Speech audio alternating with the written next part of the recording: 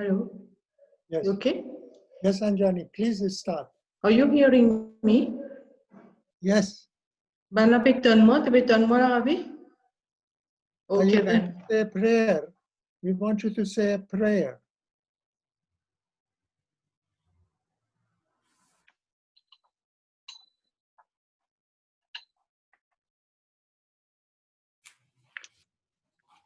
Dis Dieu suffit, me suffit.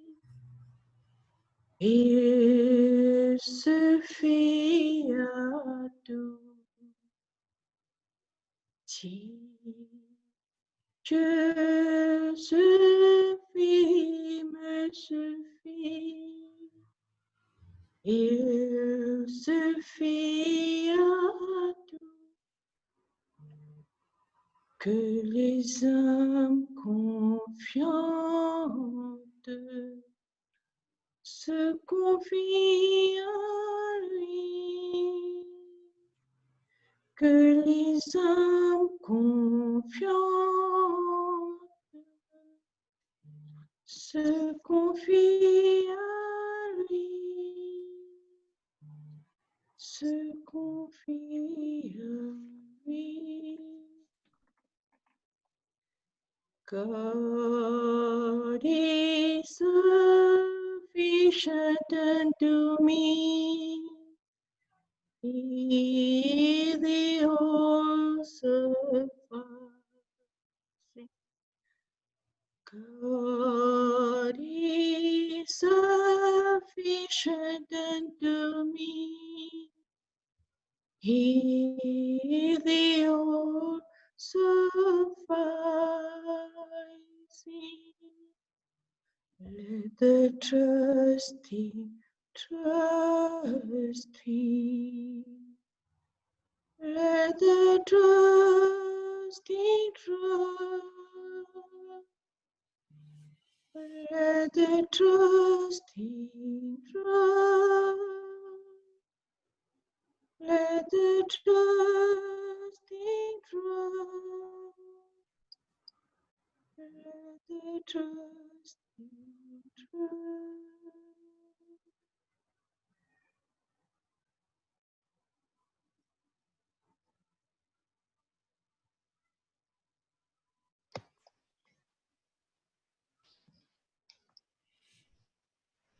Mon Dieu, mon adoré, mon roi, mon désir, quelle langue peut exprimer ma gratitude à ton égard?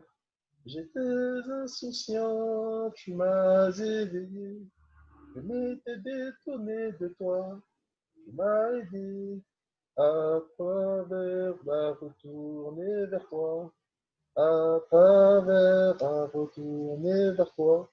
J'étais comme mort, tu m'as ranimé par l'eau de la vie, l'eau de la vie. J'étais desséché, tu m'as ressuscité dans les flots célestes de ta parole qui s'est écoulée de la plume du très miséricordieux, de la plume du très miséricordieux. Ô divine providence, toute existence émane de ta bonté. Ne la prive pas des eaux de ta générosité et ne l'éloigne pas de l'océan de ta miséricorde. Et ne l'éloigne pas de l'océan de ta miséricorde. Je te supplie de m'aider, de me secourir en tout temps et en toutes circonstances. Je te supplie de m'aider et je demande au ciel ta grâce, ton antique faveur. Tu es en vérité le Seigneur généreux et le souverain du royaume de l'éternité.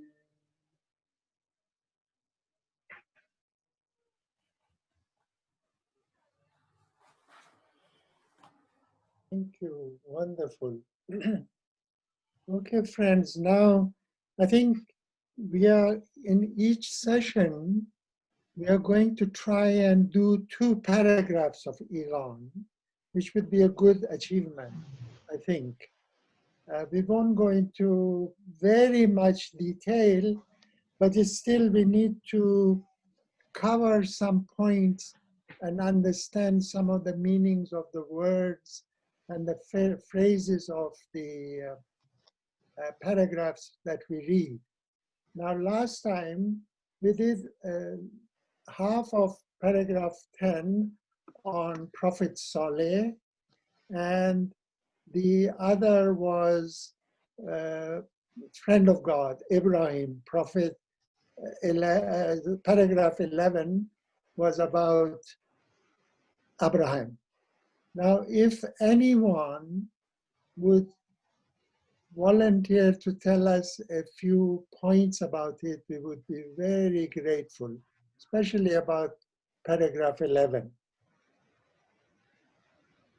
Any hands, any show of hands? No? Okay. How about Louis or May? Yeah, sure. May, would you like to go, or should I go? It's okay, Louis, go ahead. Okay. I think as the previous paragraphs we've been reading, Baha'u'llah is showing us that every time a prophet or messenger of God appeared amongst the people, they were not welcomed warmly, but rather people arose, and the envy and waywardness of the people got very apparent. And so that happened with Abraham also, when he proclaimed the message and taught the faith of God to the people. That's, in very short, I guess that was the paragraph. Maybe someone else or something. Yes, any other points anybody remembers? Okay. Actually, we learned few points about Abraham or Ibrahim. One of them is that he was from Ur of Chaldees, which is in Mesopotamia, in south of Iraq, right? And we saw the map somewhere that showed Iraq. Maybe here. Let me move this. This picture is covering. Here. This is, where is Iraq here?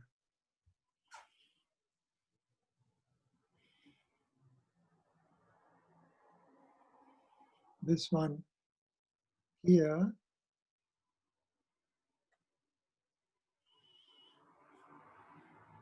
Am I right? Anyway, in south of Iraq, and then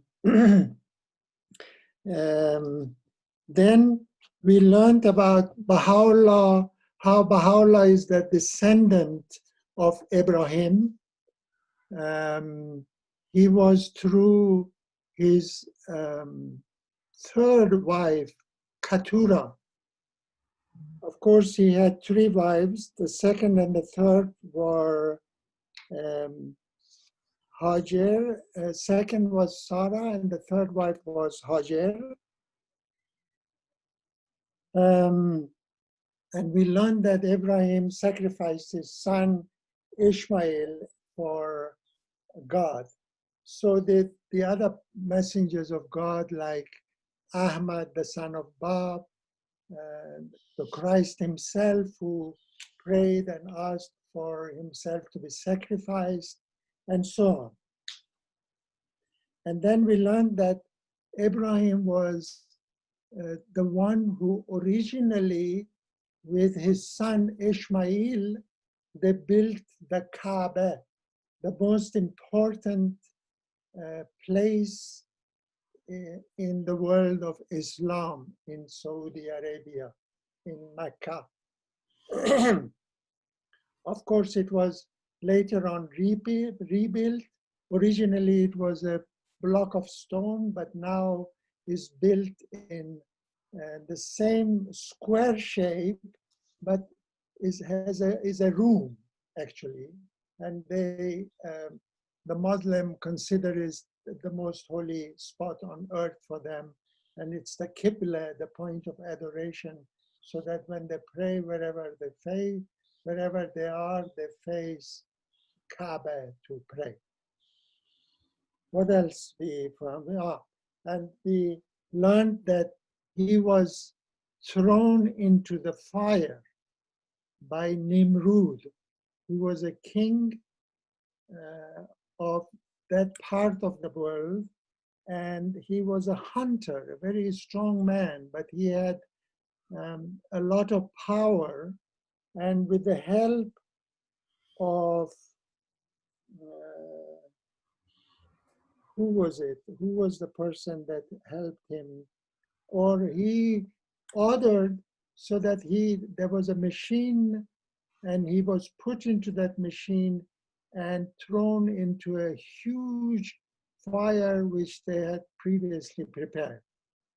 But he escaped because God somehow through angel Gabriel, preserved him, and he wasn't burned. Similar to what story we hear about the Bab, but how much these are all, of course, they are symbolic, this story of fire and things like this, but how much of it is physically true, it's difficult to know. And then he was expelled from Ur to the Holy Land, right? And then both the Guardian, we read the quotations of the Guardian and Abdul Baha, that they talked about Prophet Abraham being expelled just from Iraq to Syria and the Holy Land, and the effect of it was so great in the world that, all the prophets that came after Abraham, they all believed in him as being the messenger of God, and it had a great influence on earth, on the people of the world. And they both the beloved Guardian and Abdul Baha tell us, imagine what the effect of exile of Baha'u'llah from country to country, and 40 years of imprisonment in exile would have an effect on the world in future. He's comparing it. And then we learned that that the tomb of Abraham is in Hebron, an ancient city presently in the West Bank in Israel. Of course, the Jews, the Christians, and the Muslims, all three denominators of these faiths, they respect that place as a holy place. Okay? Anything friends want to add or subtract, or any other ideas? Or shall we move on to the next paragraph? We go on to paragraph 12 then. Who was the one who had volunteered to read it for us? May? Yes. Who had the hands up? Oh, yes, Dr. Baheshji. I'll just find it on the WhatsApp chat. The people who volunteered were I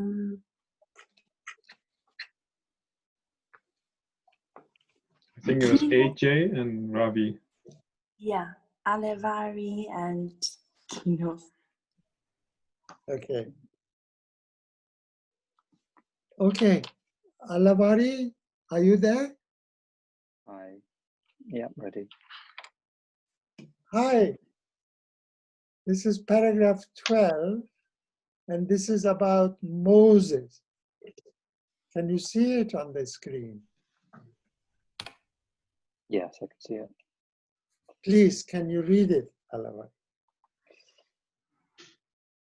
And when his day was ended, there came the turn of Moses, armed with the rod of celestial dominion, adorned with the white hand of divine knowledge, and proceeding from the Paran of the love of God, and wielding the serpent of power and everlasting majesty, he shone forth from the Sinai of light upon the world.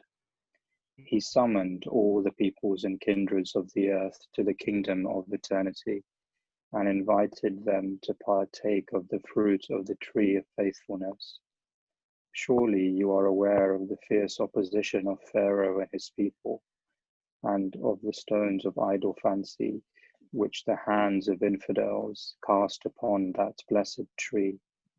So much so that Pharaoh and his people finally arose and exerted their utmost endeavor to extinguish with the waters of falsehood and denial the fire of that sacred tree, oblivious of the truth that no earthly water can quench the flame of divine wisdom, nor mortal blasts extinguish the lamp of everlasting dominion. Nay, rather, such water cannot but intensify the burning of the flame, and such blasts cannot but ensure the preservation of the lamp. Were ye to observe with the eye of discernment, and walk in the way of God's holy will and pleasure, how well hath the believer of the kindred of Pharaoh, whose story is recounted by the All-Glorious in his book revealed unto his beloved one, observed, and a man of the family of Pharaoh, who was a believer and concealed his faith, said, Will ye slay a man because he saith, My Lord is God, when he hath already come to you with signs from your Lord? If he be a liar, on him will be his lie. But if he be a man of truth, parts of what he threateneth will fall upon you. In truth, God guideth not him who is a transgressor, a liar. Finally, so great was their iniquity that this self-same believer was put to a shameful death. The curse of God be upon the people of tyranny. Okay. Now this is a longish paragraph and it needs a lot of explanation. I have tried to put together some notes from here and there and explain some of the phrases. But if any one of you want to share with us what you understand by this paragraph, please come in now.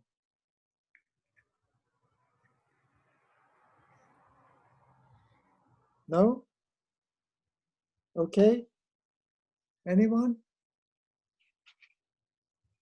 Can we see it? Okay, never mind. Now Baha'u'llah says after Abraham, that we read in the previous paragraph, he says before Abraham, Moses appeared. Now, who was Moses and how and where he appeared, we are going to read in the notes in a few minutes.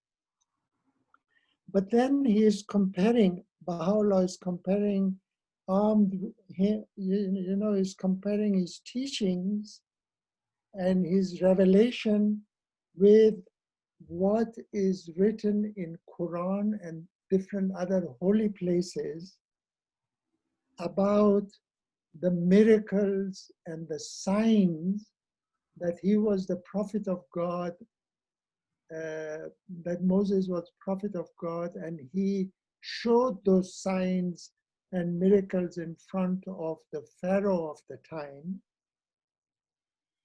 was, for example, he mentions the rod of celestial dominion.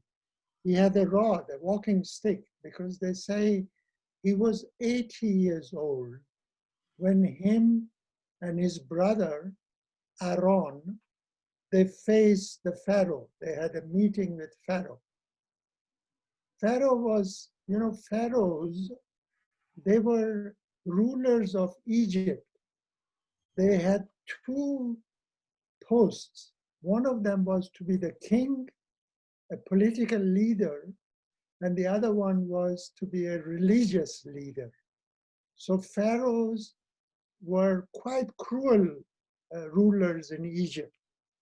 And this one, at the time of Moses, I think his name was Ramesses. And he appeared before him at the age of 80, so he was carrying a walking stick. He also stammered, he could not talk.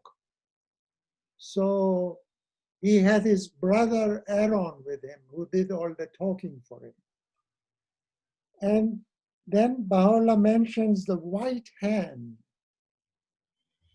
Yeah? The white hand of divine knowledge, because it's said that he put his hand in the, in the bosom of his coat, and he took it out, and the hand was white, glorious. And that showed the sign of his knowledge from God. And then he proceeded from the Paran. Paran, we'll read about it, was a mountain in Egypt and between Egypt and Israel in Sinai. And it relates to the manifestation of Muhammad, actually. And then, of course, there was the Sinai mountain on which Moses revealed his 10 commandments, as it is called. And the rod was his walking stick, that in front of Pharaoh, he just threw his walking stick, and it turned out to be a snake, a serpent, which Baha'u'llah mentions here. So all these miraculous performance that Moses did in front of pharaohs they were signs of his power, of his knowledge, that was all from God. I don't know, there are numerous different references of what he did. One example is that other example of his miracle is that when he took the Hebrews or the Israelites out of Egypt, the river was parted, the Red Sea, I think it was the Red Sea that parted, and they could walk across. And then when the army of Pharaoh was following them and threatening them, as they passed the sea, then the water came back and destroyed the army of the Pharaoh. When he's talking about the sacred tree and the blessed tree, both of which are referring to the manifestations of God, Moses himself. Then he talks about the fire, Moses went to the mountain in Sinai, Kuhetur, where he received his commandments, and the bush was on fire, but actually the fire did not burn the bush. So that was another miracle, and so on. They mentioned several. They talk about, I think, 10 miracles that he performed in front of Pharaoh himself.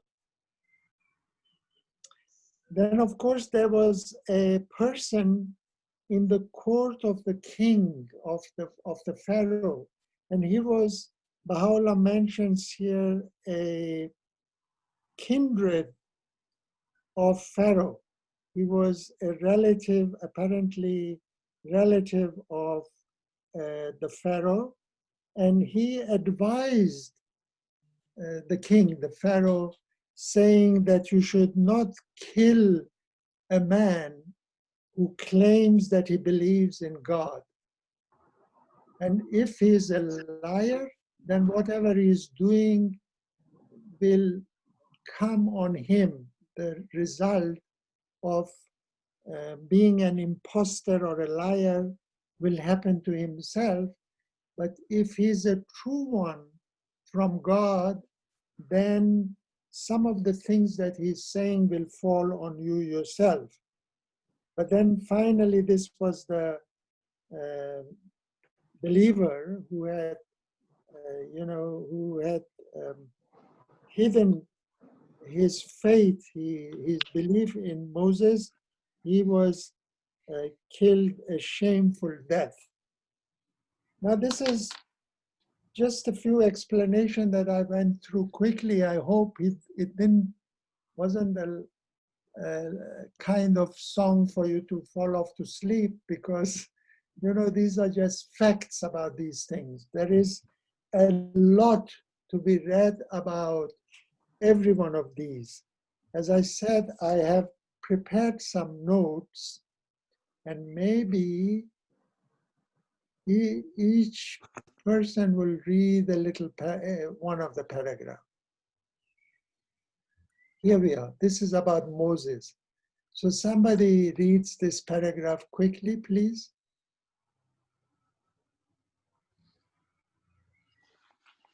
Doesn't matter. Go ahead. Who was it?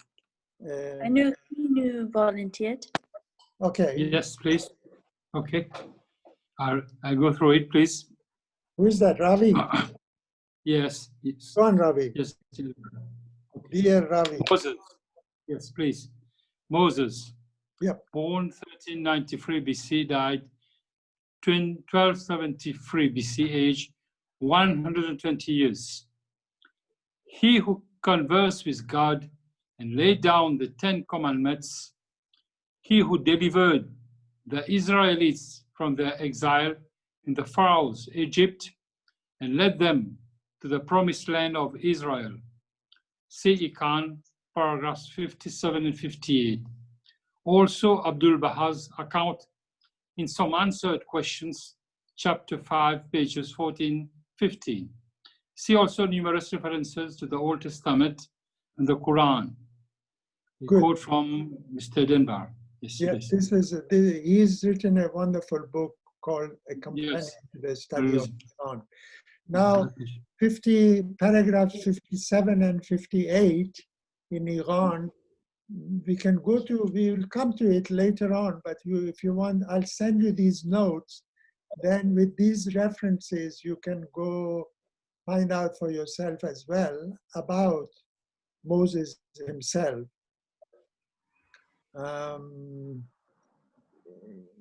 The Israelites were in Egypt originally.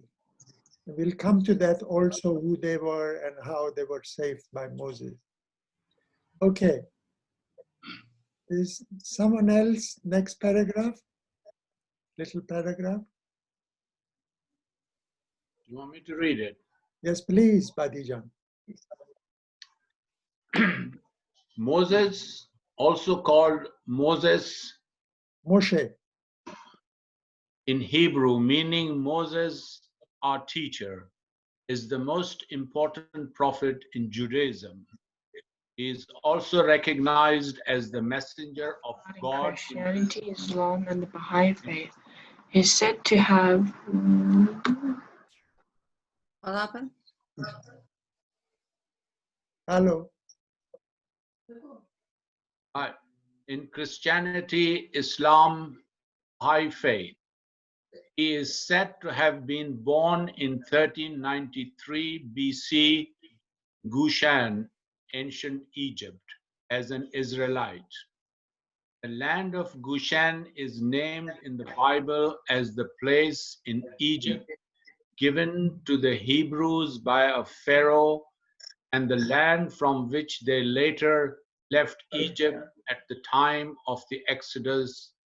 It was located in the eastern delta of the Nile, Egypt. Okay, here we are. You see, this is portion of Egypt, right? People who are good with geography, I'm not very good with geography or anything else. This is the Sinai Peninsula, which was Egypt. This is part of Egypt. Here is Israel, right? And this is the portion of the Arabian Peninsula. And this is River Nile. This is River Nile. And this is the delta, the little branches of water joining in to form River Nile. And Goshen is on the east side of the delta. Here it says in this note, right? So that's the position of Goshen where Moses was born in 1393 BC. Okay, so it was Egypt. His place of birth was in Goshen in Egypt, right? Yes. Go ahead. Okay, next paragraph, please. Who's reading? You. Faranak Khanum, Faranak, very good. Okay. Yeah. Early Jewish and Christian traditions considered him the author of the Torah, law or teaching, also called the Pentateuch, 5 books, comprising the first 5 books of Bible. According to the biblical account, Moses' parents were from the tribe of Levi, one of the groups in Egypt called Hebrews. Originally, the term Hebrew had nothing to do with race or ethnic origin. It derived from Habiru, a designation of a class of people who made their living by hiring themselves out for various services. The biblical Hebrews, the descendants of Jacob, had been in Egypt for generations, but apparently they became a threat. So one of the pharaohs enslaved them. Right. Okay, so this is very straightforward as well, right?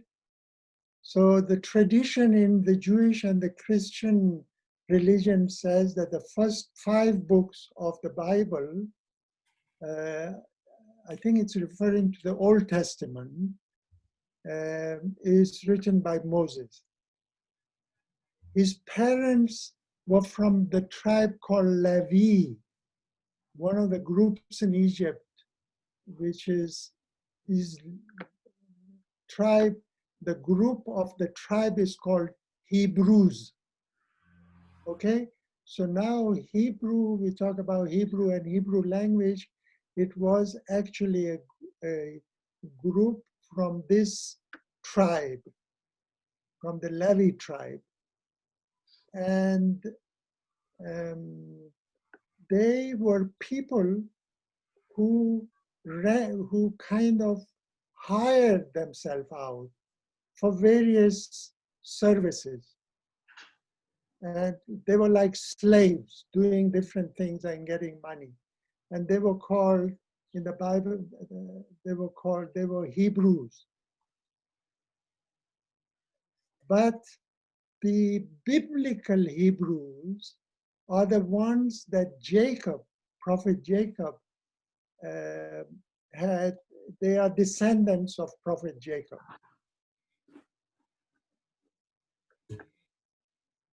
And they were the ones, this group of people, the Israelites, the Hebrew or the Jews, were the ones who were in Egypt, and they were made to become slaves because they were growing in number and they were becoming a threat to Egypt. Right. Next paragraph, somebody, please. It is okay. It is clear for everybody. If please, you want to add something or whatever, any opinions, don't hesitate. Please pop in. Okay? That's agreeable by all? I was wondering if the Yeah. Hebrews originated from Egypt, Yeah. why weren't they given part of Egypt rather than Palestine to settle afterwards? It's a good question, but I don't know. Somehow, maybe because of different tribes, they didn't, as it was in the ancient days, the tribes fought each other. They were considered to be a threat, and that's why the Pharaoh of the time, he wanted to expel them from the country altogether. Dr. Peshti, Go on. And maybe they came. The story of Joseph, how Joseph was sold into slavery and ended up in Egypt. Yes. When his brothers came because of the famine. Yes. After that, they were invited. So the tribes, Jacob's family, which was 12 sons and 12 different tribes of Israel, one of them being Levi. Yes. Which as in genes. As in the genes. Right. And they were, I think they ended up became the priestly caste. But anyway, they ended up there in Egypt because of Joseph. Right. They were invited, and they were given the best land, which was in the Nile Delta. But Yeah. as Dr. Baheshti said, it changed after a while when there became a few more than 12. And where were they from before they moved were from there? Canaan. They were from what's now Israel. Oh, so they got their land back then.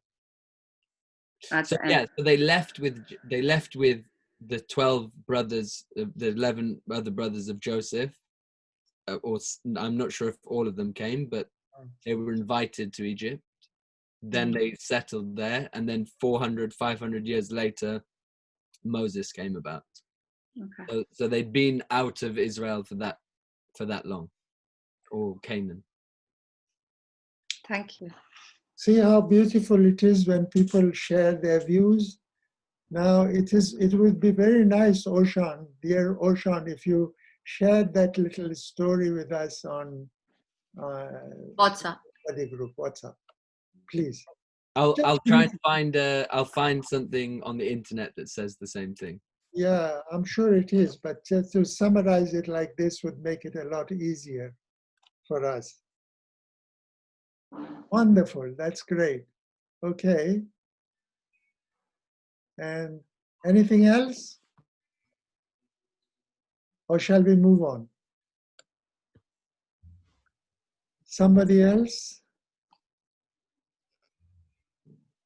Ocean, as you are. I can read if you want. Who is that? Sandy. Sandra? Yeah. Please do. Yeah. So where should I read from? This paragraph, this early Jews. Okay. So. Oh, we read that. We read that. Sorry. Yeah. This one of the measures. Yes. Now the story starts about Joseph. Okay. So one of the measures taken by the Egyptians to restrict the growth of the Hebrews was to order the death of all newborn Hebrew males by drowning them in the river Nile. According to tradition, Moses' parents, Amram and Jochebed, whose other older children were Aaron and Miriam, at his birth hid him for 3 months and then set him afloat on the Nile in a reed basket.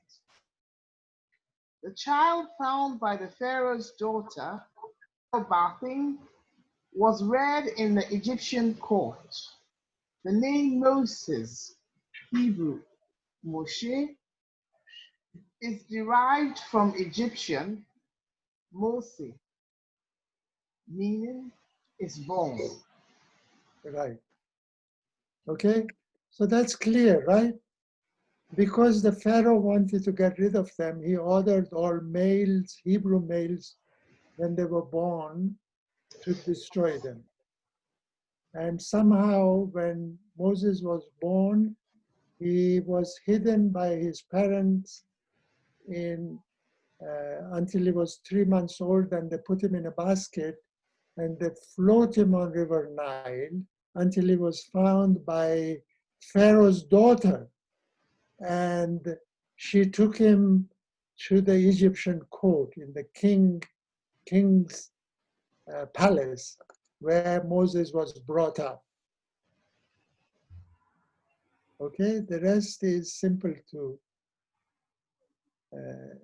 retain. Who will read it? Moshan? Okay, I'm not sure how good my internet connection is. Moses's years in the court are passed over in silence. During his education, he learned somehow that he was a Hebrew, an Israelite, and his sense of concern and curiosity impelled him to visit his people. Most likely Moses was about 25 when he took the inspection tour among his people. There he saw the oppressive measures under which they labored. When he found an Egyptian taskmaster, one who imposes harsh workload on others, beating a Hebrew, probably to death, he could control his sense of justice no longer. After checking to make sure that no one was in sight, he killed the tough Egyptian overlord, a ruler.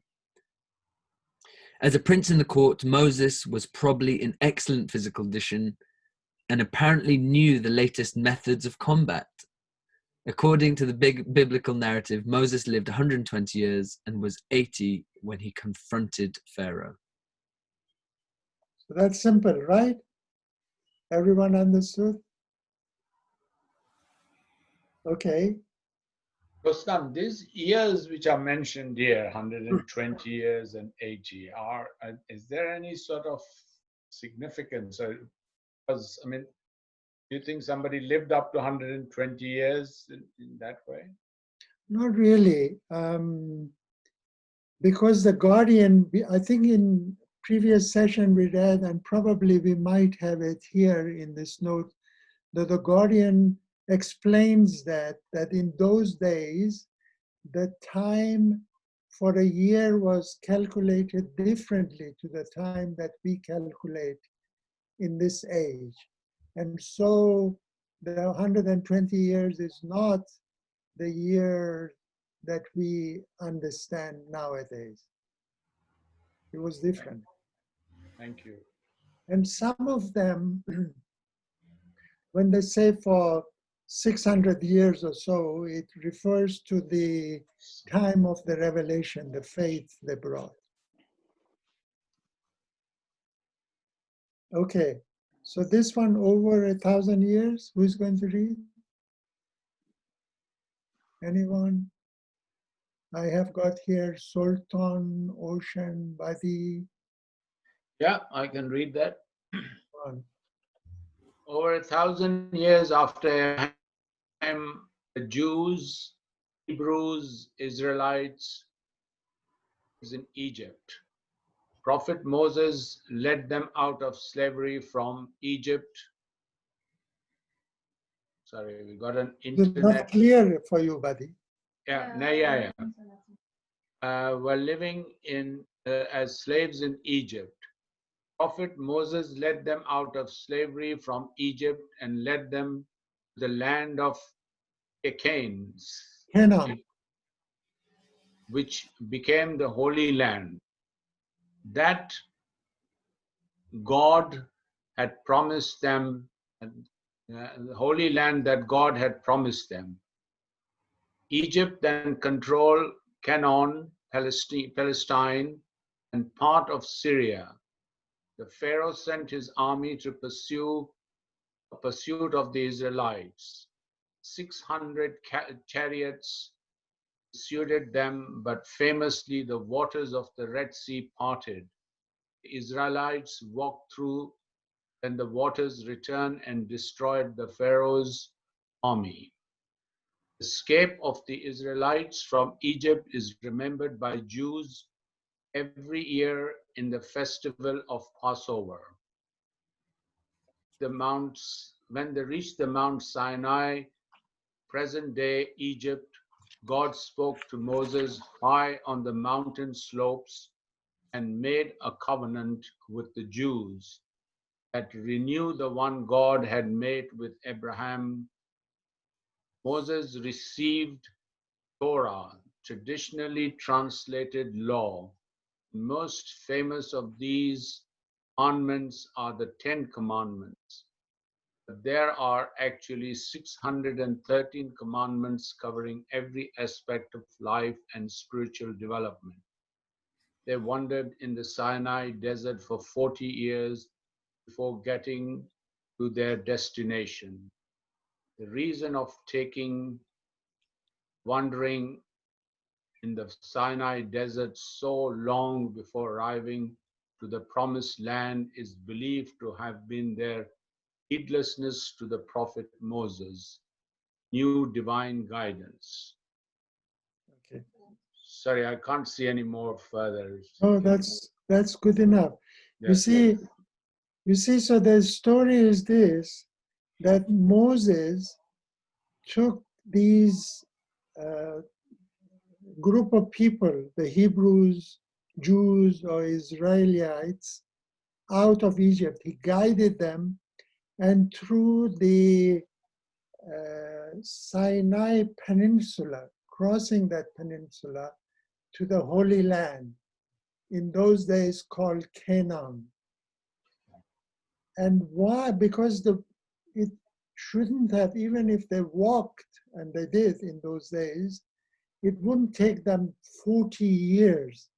But they wandered in that desert for 40 years because, as a wrath of God, perhaps, as it is believed, that they were heedless to Prophet Moses' divine guidance.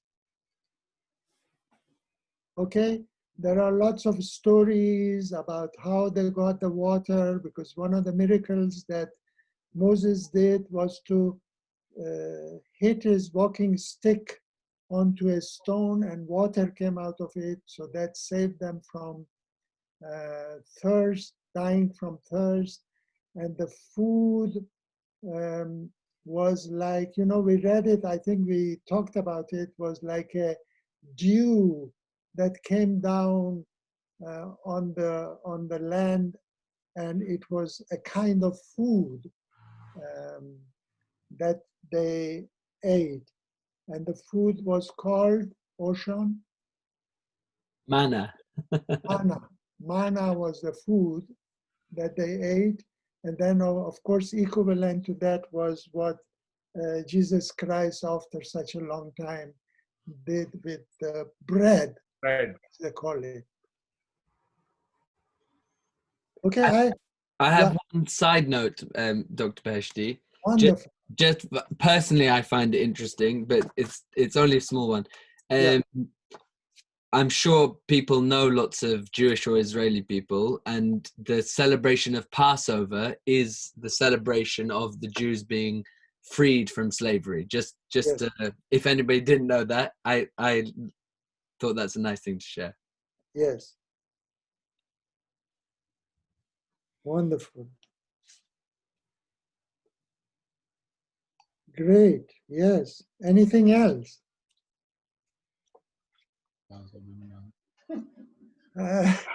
Excuse me, I wanted to.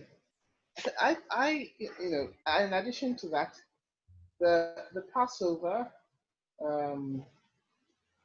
was also because God passed over the houses of the Jews after the last plague.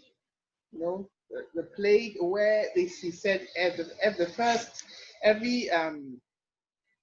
first male in every household would die, and so he told the Jewish people to put some blood on their doors so that the angel of death would pass over them.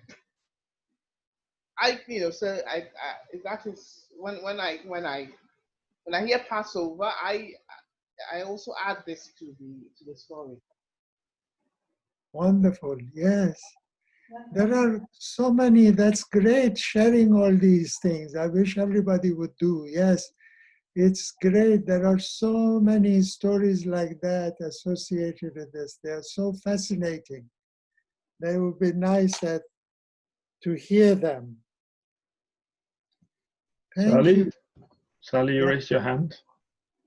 I have a question. I just wonder. I wonder if the 40 years here is also a different calculation of the years that the years as we know it. Anybody? Most likely. My person, most likely, because this 40 years is from the olden days. Mm-hmm. Most likely, otherwise the distance is not that long from where they went to Canaan, unless somebody else, another solid. Buddy has his hand up. No, I just thought this 40 years signifies that it took them a long time, maybe not exactly 40 years, but it took them a long time to cover a short distance because of their heedlessness. Hmm. Yeah. Anyone else? Doesn't this, it says that the 10 commandments, but there are actually 613 commandments. Yes. Why is that importance to the 10 commandments? Because it says that 613 commandments covering every aspect of life and spiritual development. Well, anyone? I think when they made a movie, they said 613 commandments, it would take a long time. They just picked the first 10 that were the most important. That would be a long movie. Yeah. And then also, I think maybe they started with 10 most important, because if they didn't do that 10, it was a start. And then they can go to the rest of it. Yes. Anyone else? Well, you see, in the Baha'i faith, we have every detail about everything. You can think about anything and Baha'u'llah has revealed it to us. And the ones that Baha'u'llah has even said that the ones that is not revealed by him, the Universal House of Justice will do it in future if it becomes necessary. But what has Abdul Baha done to all those detailed writings of Baha'u'llah? He has summarized it to 12 basic principles. And I think when you see the 10 commandments, they are also kind of basic commandments. Thou shalt not kill, thou shalt not tell lies, and things like that. And believe in one God, that is kind of basic spiritual principles that they have. I don't know how it has come about, the 10 Commandments, but it appears to be similar to our 12 principles. Yeah, it does make sense, yeah. And also, Buddy, it took them, according to this, 40 years to get to where they were going. Yeah. So I think that's why the 10 Commandments, I was asking them too much if they just did the 10 Commandments. Forget about the rest of it. 603. Yes. Great, yes. Thank you. Anyone else would like to read about the rod of celestial dominion adorned with the white hand of divine knowledge and proceeding from the paran of the love of God and wielding the serpent of power. This is that sentence in the beginning of the paragraph that Baha'u'llah has written in the Kitáb-i-Íqán. Now there is a little bit of explanation with further writings of Baha'u'llah and Abdul Baha that we will read now. We'll explain these white hand, the rod of Moses, Paran, Mount Paran, and serpent, and so on. Who would like to do that? Sally, while you're there, I can see you. Do you want to read this? Yeah. Starting with the rod of celestial. Yes. Okay. Rod of celestial dominion, adorned with the white hand of divine knowledge and proceeding from the paran of the love of God and wielding the serpent of power. Okay, this is the sentence in Iran, right? Now the explanation or more detail about it is as follows. Okay. Terms used figuratively, evoking the signs which Moses produced before Pharaoh and his court. So he threw his rod, then lo, it was the serpent manifest.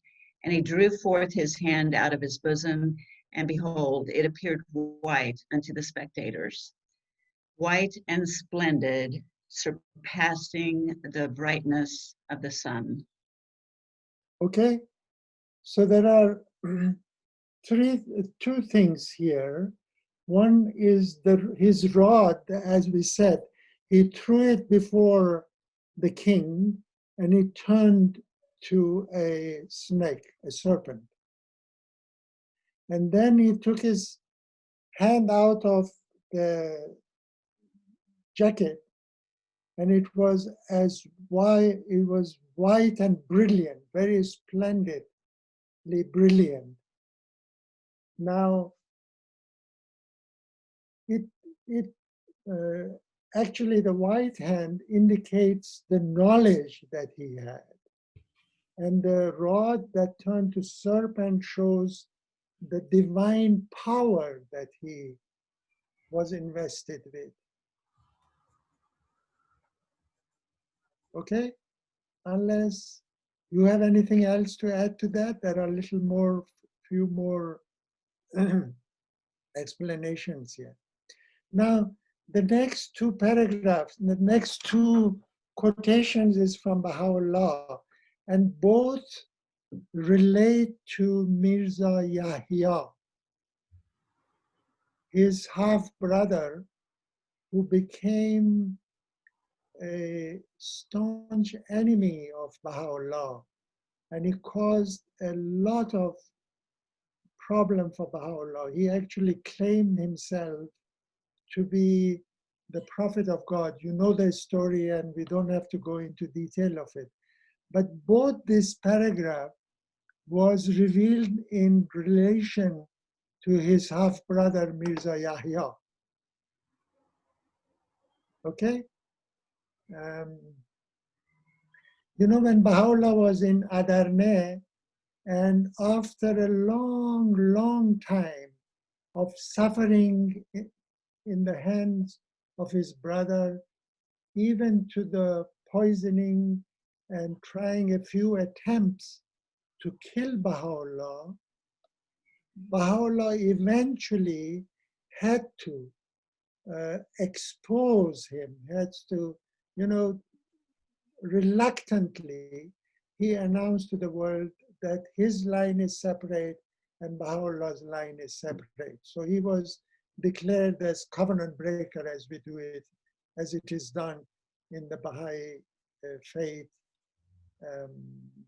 normally. He challenged Baha'u'llah. He invited Baha'u'llah to come to a place where they could have a debate.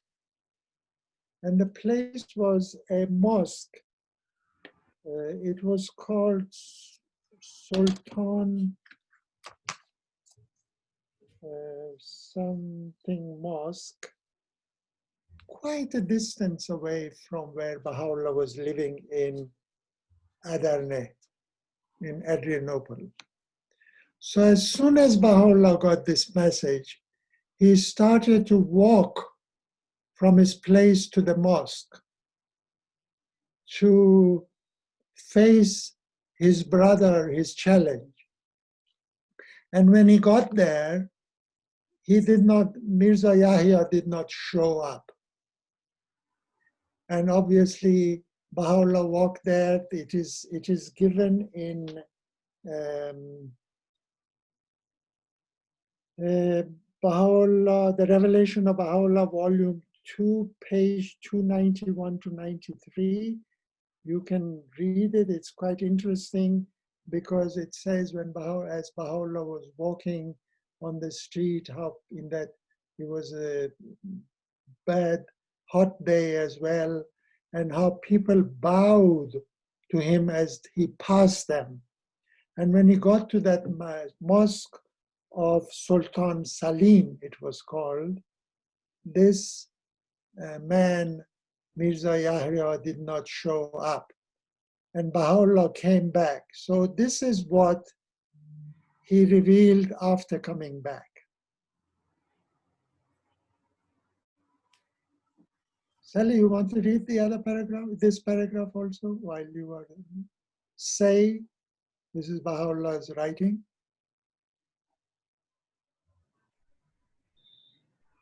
Say, were all the divines, all the wise men, all the kings and rulers on earth to gather together, I, in very truth, would confront them and would proclaim the verses of God, the sovereign, the almighty, the all-wise. I am he who feareth no one, though all who are in heaven and all who are on earth rise up against me.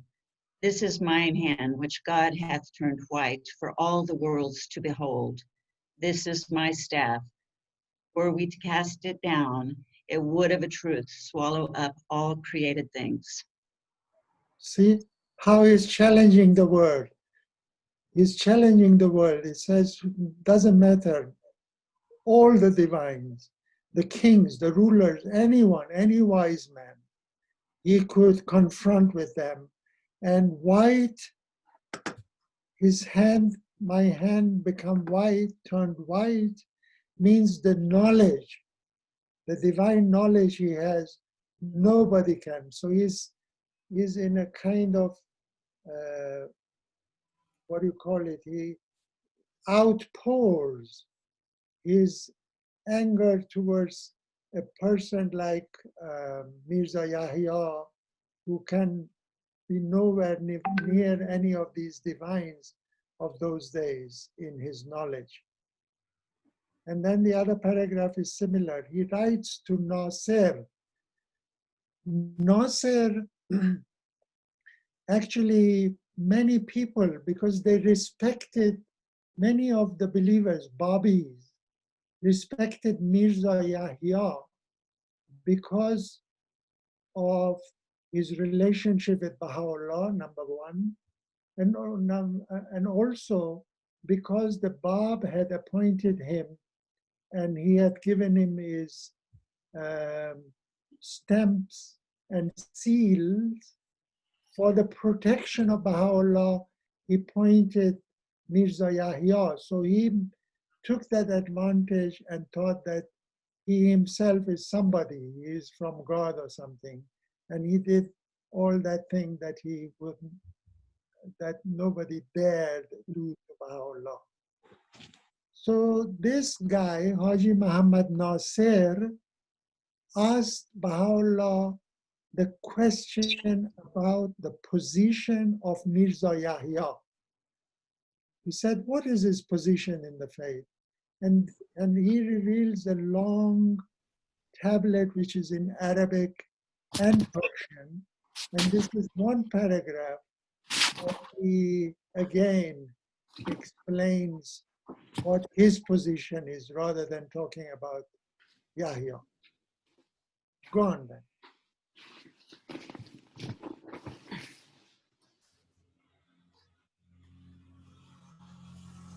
Maybe you want to finish that, Sally, as you were reading it, if nobody else wants. Okay. O Nasir, O my servant, God, the eternal truth, beareth me witness. The celestial youth hath in this day raised above the heads of men the glorious chalice of immortality, and is standing expectant upon his seat, wondering what eye will recognize his glory, and what arm will unhesitatingly be stretched forth to seize the cup from his snow-white hand and drain it. Only a few have as yet quaffed from this peerless, this soft flowing grace of the ancient king. These occupy the loftiest mansions of paradise and are firmly established upon the seats of authority. By the righteousness of God, neither the mirrors of his glory, nor the revealers of his names, nor any created thing that hath been or will ever be, can ever excel them, if ye be of them that comprehend this truth. See, again, what a huge challenge.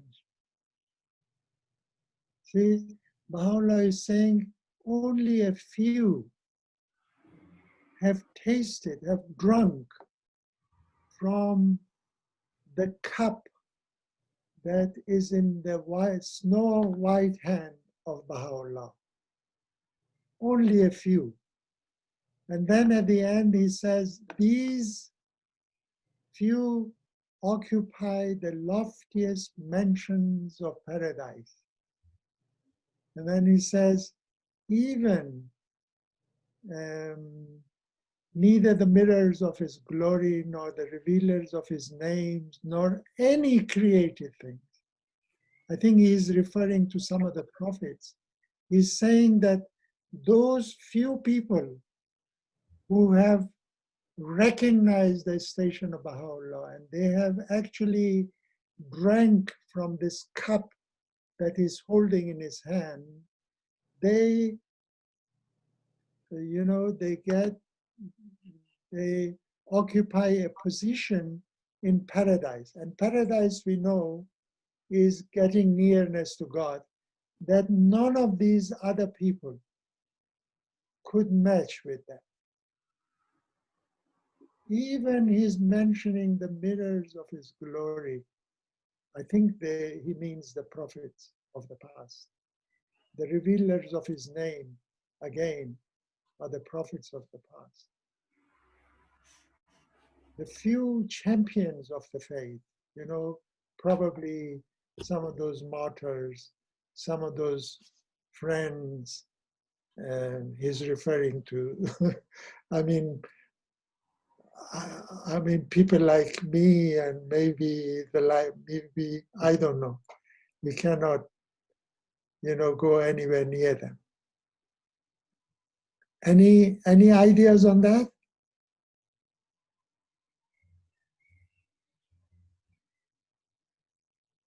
Oshan, is Adam here today? Let me check. I don't think so. No, he's not here. Okay. Louis, you want to read this paragraph and in the tradition? Sure, I can read.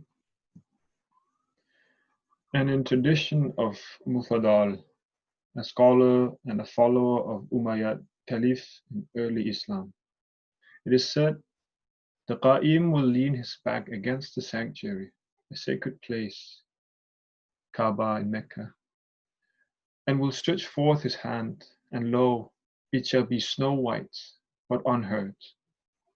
And he shall say, this is the hand of God, the right hand of God, that cometh from God, at the command of God. Epistle to the Son of the Wolf. Yes. So this is what Baha'u'llah in Epistle to the Son of the Wolf wrote. Mention about Mufazzal. He was a scholar who was a Sunni, actually, a follower of Umayyad Caliph. The caliphs we talked about, the ones that the Sunnis follow. And he has written this, and I think he's referring to the Qaim, the Bab. And actually the Bab, after his declaration, went to Mecca, didn't he? And will stretch forth. He will lean his back against the sanctuary and will stretch forth his hand, and lo, it shall be snow white. And this is what exactly the Bab did, if this is what is referring to him.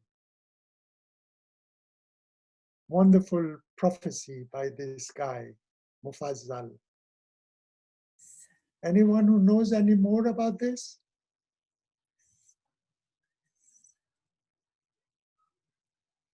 No. Okay. Okay, there is this quotation of Quran.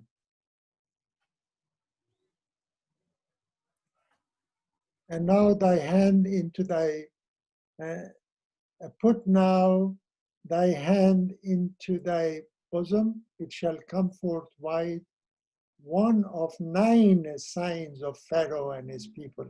So Quran is saying that Moses actually did 5 miracles in front of Pharaoh. One of them was his hand, as he took it out of his breast jacket, it turned white. Okay, Paran is a wilderness and a mountain between modern day Israel and Sinai. I can go back to the map, but you can imagine the map. The Sinai Peninsula in Israel. And this mountain in the Bible refers to Muhammad's revelation.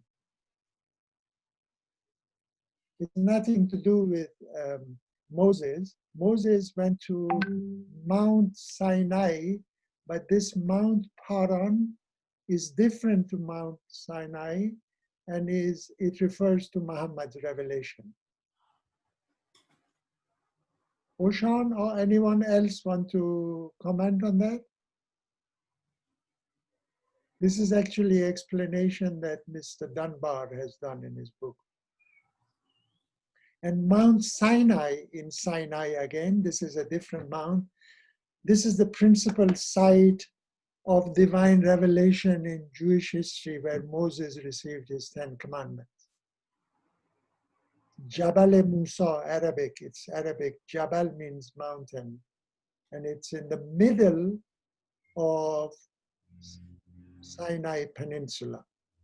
Pharaoh, we did say who Pharaoh was the ruler. They were rulers, the ancient rulers. It was titles for them. And they were both religious as well as political leaders. And the pharaohs were persecutors of Moses and his people. Okay? Abdul Baha affirms the kingdom, wealth, and power of Pharaoh and his people, which were the causes of the life of the nation, became, through his opposition, denial, and pride, the cause of death, destruction, degradation, and poverty. So Abdul Baha is saying that previous to their opposition, the pharaohs opposing Moses, they were very rich and people lived in comfort. But because of their opposition and denial and their pride, their destruction and degradation came about. Agreeable by all? Okay. Again. Can I ask a question, please? Sure, please do. Do they, this is, what we read about the fact that one of Pharaoh's brothers believed in Moses. I just, it's very, very interesting. Yes. And so is there, does that mean that he also believed in only one God, or? the God, because generally when we It says about God, yes. Sorry. Yes, it says there about him telling the Pharaoh that if Moses is believing in one Lord God, why do you want to kill such a person? Yeah. So it indicates that Moses was teaching unity of God, wasn't he? Yeah. And inviting people to give up idealism, which was common in those days, even previous to Moses. Abraham did that, and so on. So yes, you're right. One true God. He was the son of the Pharaoh's uncle. Okay. And they unjustly, at the end, we come to that. We'll read about that. Okay. Thank you. Somebody is asking something?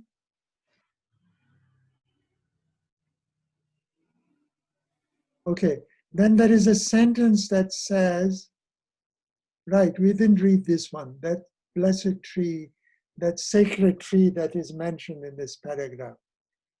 It refers to the manifestation of God. And Baha'u'llah says, verily, he is the tree of light that bringeth forth the fruits of God. This is Tablet of Ahmad, isn't it? Yeah. And I think here is referring to the Bab. Agreeable? Right. Okay, now somebody read this one in Arabic. Sultan, you are there. You want to read it? Okay. In Arabic, the word Sidratul Muntaha, seen in the writings as a title of Baha'u'llah, is translated as the tree beyond which there is no passing. The divine low tree is cited in God Passes By. Page 94, Baha'u'llah states in a tablet, the holy tree Sidrat is in a sense the manifestation of the one true God, exalted be He. Yeah. So Sidratul Muntaha is translate tree beyond which there is no passing. And low tree has got similar meaning. Divine low tree is mentioned in Quran and in the writings of they are in the Islamic literature. It is a huge, big tree that it grows in heaven that no one can pass, no creation can pass beyond it. It's called the low tree. Actually, there is a tree that is named low tree, and it bears some kind of fruit as far as I know. And it's in the religious meaning, it is a large enigmatic tree, which means a mysterious tree, which marks the end of the seventh heaven in Islam, beyond which there is no boundary and no creation can reach that.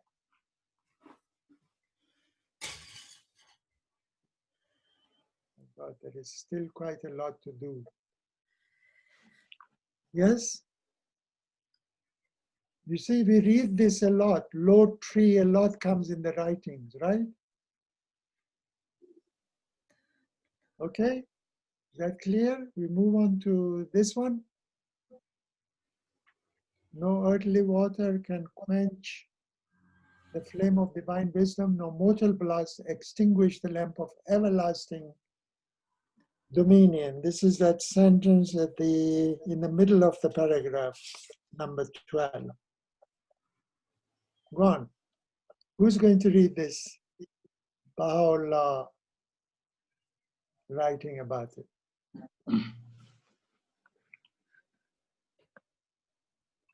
Okay, I read it. Yes, please. Please. So,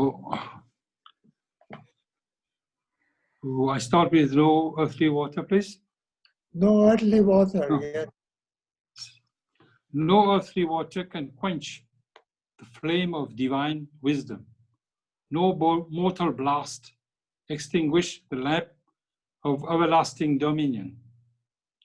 Baha'u'llah further elaborates on this theme in one of his prayers. I recognize, O thou who art my heart's desire, that were fire to be touched by water, it would instantly be extinguished, whereas the fire with which thou didst kindle can never go out, though all the seas of the earth be poured upon it. Should water at any time touch it, the hands of thy power would, as decreed in thy tablets, transmute that water into a fuel that would feed its flame. I continue? Yes, please. Thank you. I likewise recognize, O my God, that every lamp, when exposed to the fury of the winds, must cease from burning. As to thy lamp, however, O beloved of the worlds, I cannot think what power except thy power could have kept safe for so many years from the tempests that have continually been directed upon it by the rebellious among thy creatures. It's from Prayers and Meditation at page 150. Thanks. Okay. So basically, Baha'u'llah is praying to God, and he is addressing God, saying normally if you throw water on fire, the fire will go off, right? But he says this fire that God has revealed through Baha'u'llah, the water is the opposition of people attacking it. And this water has become a fuel that will burn this fire even more.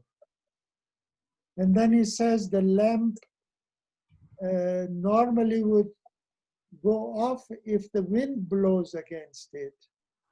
But he says this lamp that is brightened in the world now, even the tempests, the strongest of the winds, cannot do anything to it. And he's referring to the fate of the Bab and Baha'u'llah, I think. Yes? Okay, now we get, who shall we get to read? Who else had given their names? I thought Yeah, on the WhatsApp chat, I only received 2 names, but I don't mind offering. Who? Go on, yes. Yeah, it was the 2 people that already read. But it's open to all, I mean. May ask the person who's given Yes, the person that they've already read. It was only 2 people that volunteered, but everyone is welcome. Okay. All right. Who? Okay, May, as we are there, you read it. Okay. Which paragraph is it? Here is my arrow here, as detachment. From the notes. Okay.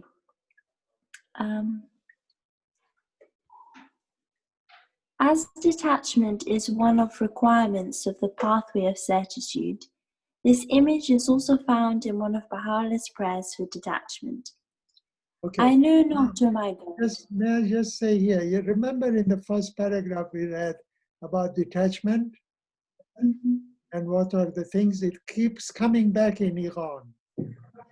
Cleanse your ears, your eyes, your heart, and so on, until you reach the point of certitude, certainty. And so Baha'u'llah, in this prayer, see what he says. Go on, May. I know not, O my God, what the fires which thou didst kindle in thy land. Earth can never cloud its splendor, nor water quench its flame. All the people of the world are powerless to resist its force. Great is the blessedness of him who has drawn nigh unto it and heard its roaring. Good. It's straightforward, isn't it? Similar to what we read about. Mm-hmm. Next. A believer of the kindred of Pharaoh. It is said by some traditions that this believer was the son of Pharaoh's uncle. Several Quranic commentators assume that this believer was the same person who warned Moses to flee after the latter had slain an Egyptian. Okay, we talked about him, this a believer of the kindred of Pharaoh, right? He was the son of Pharaoh's uncle, and he's also presumed to be the same person who, after becoming a believer, he actually suggested to Moses to flee after he had killed that Egyptian. And he was in hiding for a while, but then came back to guiding the Hebrews out of Egypt. The shameful death. One may read this to finish it. A shameful death. Accounts and traditions attributed to the Imams state that Pharaoh's people cut this believer into pieces. The divine protection vouchsafed to him, as mentioned in the Quran, is understood to mean that God kept him firm in the face of martyrdom. Yes. Okay? That's clear too, right? Because this man who was a believer and he was put into shameful death. He was actually badly, without justification, they put him into a shame, cut him into pieces, like they did to the believer, the Babis, in the early time of the Babi revelation. Okay, you think we should do paragraph 7? 13? Adi, you were saying something? No, I just wanted to ask the question, isn't that God testing his people by appointing Moses as his manifestation, knowing that he had killed a person? Anyone? I'm sure people will have authentic views about that. I feel this is one of their testing his people. Yes. Because as we talked about testing every time, God will test you. And I feel that a person who's like Moses, who's in the past had killed another person, but God decided to make him his manifestation. Yes. Remember the she-camel we read in Saleh? Yeah. Baha'u'llah actually says that this she-camel was only a beast. And they asked for a miracle, and God, sent this white she-camel, whose name is remembered and mentioned even in this day by everyone. So if God wants to, he will raise somebody from zero. And of course, we know that these messengers of God are born, they are from beginning intended to be But these are, as you say, these are the what do you call it, the physical human being's nature that is apparent in the messengers of God. That's why when people who cannot believe, who don't become believers, they have come across Baha'u'llah, but all they can see is his human nature. They haven't got that inner knowledge that God actually gives it to us to be able to recognize him. So yes, those are big tests. Thank you. Shall we go on to paragraph 13?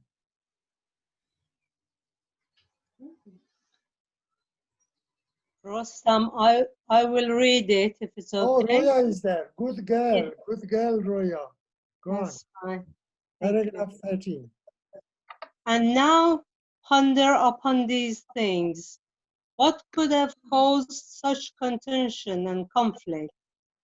Why is it that the advent of every true manifestation of God has been accompanied by such strife and turmoil? Yeah, by tyranny and upheaval. This notwithstanding the fact that all prophets of God, whenever made manifest unto the peoples of the world, have invariably foretold the coming of yet another prophet after them, and have established such signs as would herald the advent of the future dispensation. To this, the record of all sacred books bear witness. Why then is it that despite the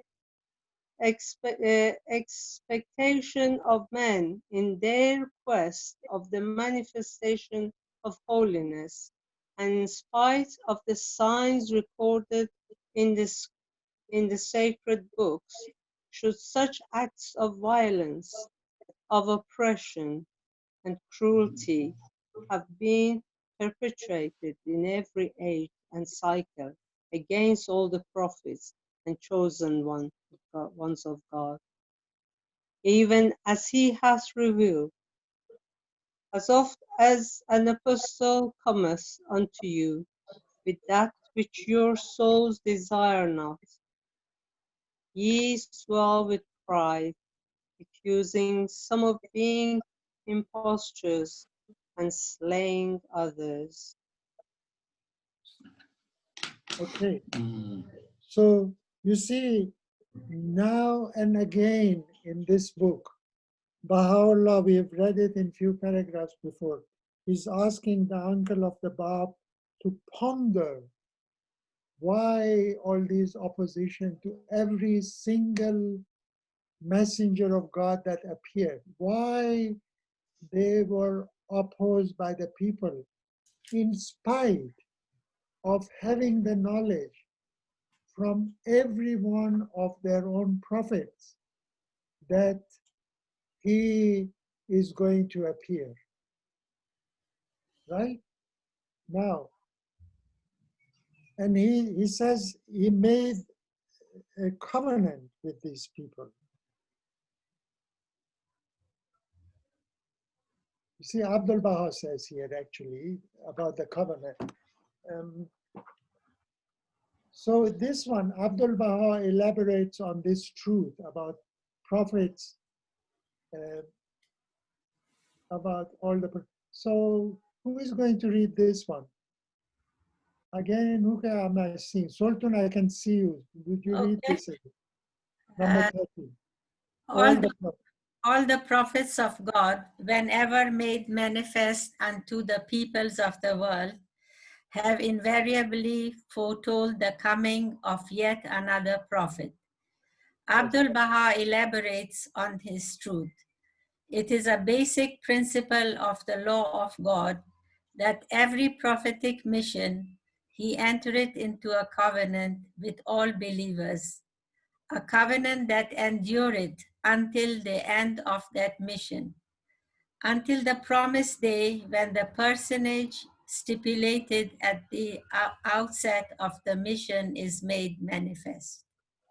Okay, so that's very, very clear that Abdul Baha says that in every manifestation of God that appears from the beginning, that manifestation foretells the coming of another prophet after him.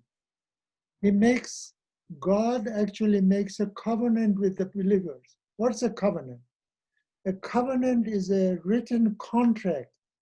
It's an agreement between two parties in which they agree to abide what they have promised one another, right? Now, in the religion terms, there are two kinds of covenant. One is a major covenant, which is when the messengers of God appear, they make a covenant with their followers that after their religion ends, there will appear a new messenger. For example, in Christianity, Christ foretold that he's going to return, right? So all the Christians know that. And when Baha'u'llah claimed that he is the return of Christ, what happened? 90% or 99% of the Christians of the world are still waiting for him to return, although they have that. And what's a lesser covenant? A lesser covenant is the one that the messengers of God, in their will and testament, they make this covenant with their believer that the successor of that messenger is so and so. And the best example we have is the Kitáb-i-Íqán, the will of Baha'u'llah, the Book of Covenant, in which he appoints Abdul Baha as the interpreter of his writing and the center of his covenant. So we now know what's a greater or a major covenant and what's a minor or the lesser covenant. Agreeable? Yes. Good. Okay. Now we have cycles. Again, the Adamic or the prophetic cycle is explained by the beloved guardian that it is a cycle that is started from Adam and it finished with Muhammad. And it's taken, God knows, hundreds of thousands of years. Now, each one of these messengers who appeared in that cycle, Noah, Abraham, Buddha, Krishna, Moses, Zoroaster, Christ, Muhammad, and the like of them who appeared in that cycle had two missions. One was the prophetic mission, we talked about it before, and the other one was the establishment of their own religion by revealing a book. So they were apostles, Rasuls, and Nabis. Rasul in the sense that they revealed the book and religion, and Nabi in the sense that foretold the coming of a new age in which Muhammad was the last, the Khatamun Nabi'een. He was the last Nabi or the last of the prophets who foretold the coming of a new cycle which began with the Bab and Baha'u'llah. 1844. And we are told that this Baha'i cycle will take at least 500,000 years. And in And then during this cycle, every at least 1,000 years or so, a prophet like Moses and Noah and Abraham and Buddha will appear. And then after 500,000 or at least 500,000 years, another cycle would begin. So the previous to the Adamic cycle, we cannot trace, we don't know what before Adam was, but there must have been a cycle. We have the Baha'i cycle, the Baha'i era, which is, each era is about 1,000 years. We have the epochs, we have the formative age, we have the golden age, which is going to come. Now we do have this all in the writing. I think it may be the dispensation of Baha'u'llah in which the beloved guardian explains that, but I'm not sure about that. I have got this on paper, but I've got to type it on the screen to send it to you. Maybe I can do it in the next few days if you want. Kaur wa Daur Baha'i in Persian, the cycle and the era of the Baha'i faith.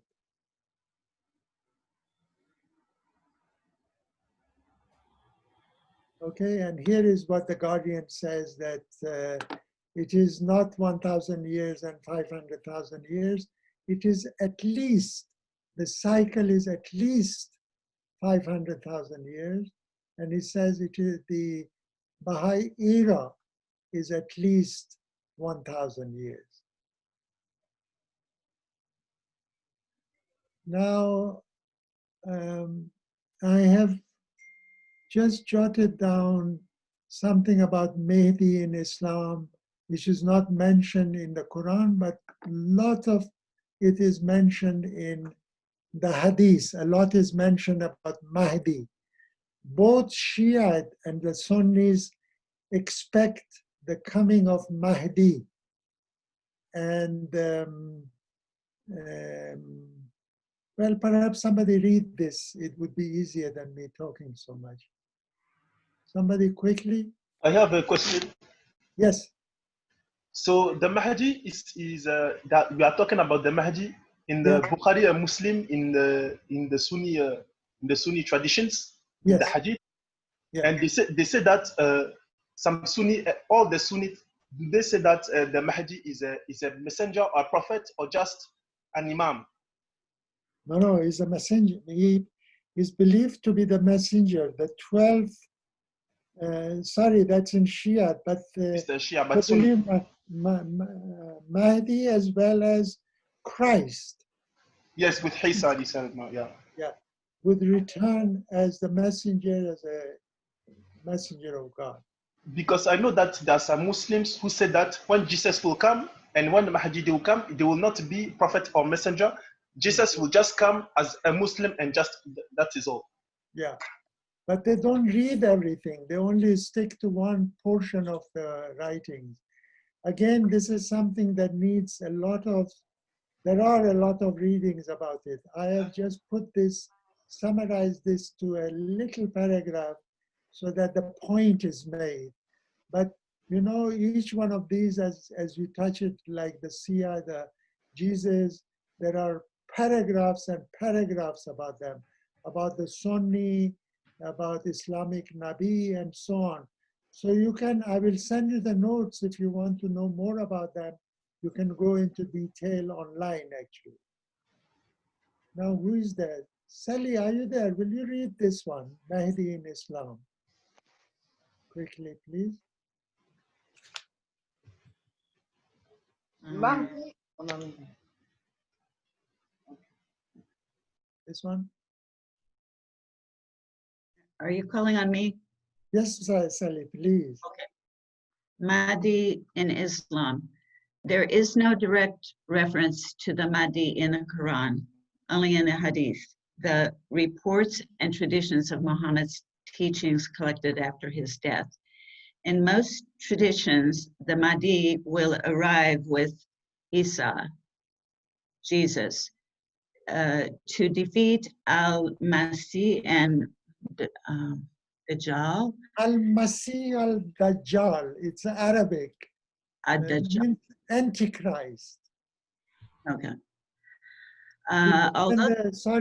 When Mahdi or Jesus Christ appear, they will defeat this Dajjal or Antichrist, who could be a false prophet, as is believed in the Christianity. Although the concept of a Mahdi is not an essential doctrine in Sunni Islam, it is popular among both Sunni and Shiite Muslims. Both agree that he will rule over Muslims and establish justice. However, they differ extensively on his attributes and status. Shiites have alternate views on which descendant of the Islamic Nabi, Prophet Muhammad, is the Mahdi. Twelvers, who form the majority of Shiites today, believe that Muhammad al-Mahdi, who is the son of the 11th Imam, al-Hassan al-Askari, is in occultation and is the awaited Mahdi. Remember, we had the list of the 11 Imams, and the 11th Imam in the Shia was al-Hassan Askari, who said that his son was 12-year-old and he disappeared. He went into hiding, occultation, and will only appear on the doomsday. And his name was Mahdi, Muhammad al-Mahdi. So the Shiites are waiting for that al-Mahdi, the 12th Imam, to come out of hiding. Whereas the Sunnis are waiting for the Mahdi, the guided one. You know, Mahdi means the guided one in Arabic, to appear to rule over the Muslim. So they both believe in Mahdi in different ways. And Dajjal, al-Masih al-Dajjal, is the false Messiah in Islam, or Antichrist in Christianity, is an evil being, a liar, a specific end-time deceiver who will seek to impersonate the true Messiah. That's why when you mention Baha'u'llah to a Christians who are really fanatics, or the Muslims who are really fanatic, they would say he's an Antichrist, he's the Dajjal.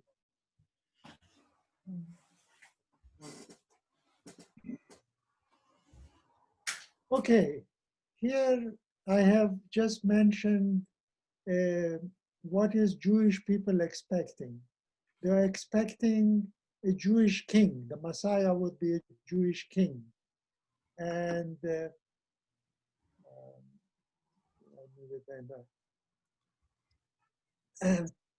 king of Messiah. In Zoroastrian, they expect a lot of messengers in a millennial, every 1,000 years or so. And if you look at the histories of the past, there has been a gap of about 600, few hundred years, about 1,000, say within the 1,000 years, that a messenger appears. And the Zoroastrians, actually, in their writing, they have got it dead on about the appearance of Baha'u'llah. And the signs they give and all that refers to Baha'u'llah very clearly. And they are expecting the greater messenger, that the Zoroaster foretold the coming of a greater messenger, a Siushant, who would be a descendant from Zoroaster. See, this is just one of the points. And Baha'u'llah is not only from descendant of Abraham, but he's also a descendant from the family of Zoroaster. I think we mentioned this in the passing in previous paragraph. So you can find out about that as well if you like. And millennium, again, is Latin for 1,000 years, as we explained. And this is a belief in most religions that that a golden age of paradise will occur on earth prior to the final judgment and future eternal state of the world to come in future. Millennium, 1,000 years, is the name given to the era mentioned in Revelation. Chapter 20, verse 1 to 7. Some maintain that Christ will personally appear on earth for the purpose of establishing his kingdom at the beginning of this millennium. Now, this reappearance of Christ and the reincarnation and all that come into this. So you see, when they say Iran is so vast, that all of this that we mentioned here today or tonight, it's an ocean of knowledge behind it that anyone who wants, they can go after it and find out for themselves. I have just superficially brought these things just as to help us read more. Anything anybody wants to say? Or we end up with an ending prayer? Anyone? I have the. I maybe had a point on. Is that echoing just for me, or is that everyone? That's good. Yes.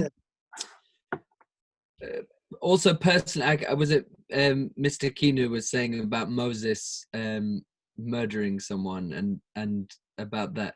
For me, it has also been a test that I've had to really think about of what I mean, obviously, personally, there's a deep symbolical meaning, and also, the killing of the firstborn sons and all that sort of stuff. Yes. But one thing that I feel that I would like to share on that is that Moses was. I want to stop this echo. He was a manifestation of God, but he was in a previous revelation, dispensation. Yes. And as we believe in progressive revelation and that slowly God reveals these laws to us. So you could imagine a time 100,000 years ago when to take another life may have been more acceptable than we see it now. Yes. And actually it was Moses that technically brought the law in or after that event had happened. So it's sort of an example for me of progressive revelation, how it was, I don't want to say it was okay, because it wasn't necessarily okay in our eyes, but it wasn't a forbidden law of God. Yes. Until that moment. And after that, it became it. So yeah, I just wanted to share that on. Great. It's an example of progressive revelation. That's it. Of course. Of course. Farana Khanum has a hand up. I wanted to say thank you to you, Dr. Beheshti. It's so beautiful. خانم چطوری؟ الان حال شما خوبه؟ قربانتون بشم. خوبه انشالله. قربان شما. خیلی ممنون. خوبه آقای ماشاءالله. ماشاءالله احوالتون میپرسم. سلام سادات خانم آقای Please. Oh my God, there is no one but thee to allay the anguish of my soul. and thou art my highest aspiration, O my God. My heart is wedded to none save thee, and such as thou dost love. I solemnly declare that my life and death are both for thee. Verily, thou art incomparable and hast no partner. O my Lord, I beg thee to forgive me for shutting myself out from thee by thy glory and majesty.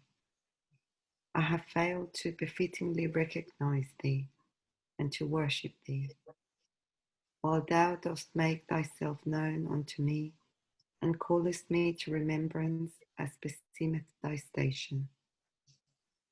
Grievous woe would betide me, O my Lord, wert thou to take hold of me by reason of my misdeeds and trespasses. No helper do I know of other than thee, no refuge do I have to flee to save thee. None among thy creatures can dare to intercede with thyself without thy leave. I hold fast to thy love before thy court, and according to thy bidding, I earnestly pray unto thee as befitteth thy glory. I beg thee to heed my call as thou hast promised me. Verily, thou art God. No God is there but thee. Alone and unaided, thou art independent of all created things. Neither can the devotion of thy lovers profit thee, nor the evil doings of their faithless harm thee. Verily, thou art my God, he who will never fail in his promise. O my God, I beseech thee, by the evidences of thy favour, to let me draw nigh to the sublime heights of thy holy presence, and protect me from inclining myself toward the subtle allusions of aught else but thee. Guide my steps, O my God, unto that which is acceptable and pleasing to thee. Shield me through thy might from the fury of thy wrath and chastisement, and hold me back from entering habitations not desired by thee.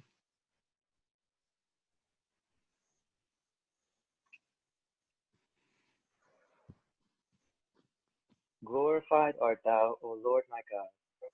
I beseech thee by him who is thy most great name, who hast been sorely afflicted by such of thy creatures as have repudiated thy truth, and who hast been hemmed in by the sorrows which no tongue can describe, to grant that I may remember thee and celebrate thy praise. In these days, when all have turned away from thy beauty, have disputed with thee, and turned away disdainfully from him who is the revealer of thy cause. None is there, O my Lord, to help thee except thine own self, and no power to succor thee save thine own power. I entreat thee to enable me to cleave steadfastly to thy law, and to thy remembrance. This is verily within my power, and thou art the one that knowest all that is in me. Thou in truth art knowing, apprised of all. Deprive me not, O my Lord, of the splendors of the light of thy face, whose brightness hath illuminated the whole world. No God is there beside thee, the most powerful, the all-glorious, the ever-forgiving. Hallelujah.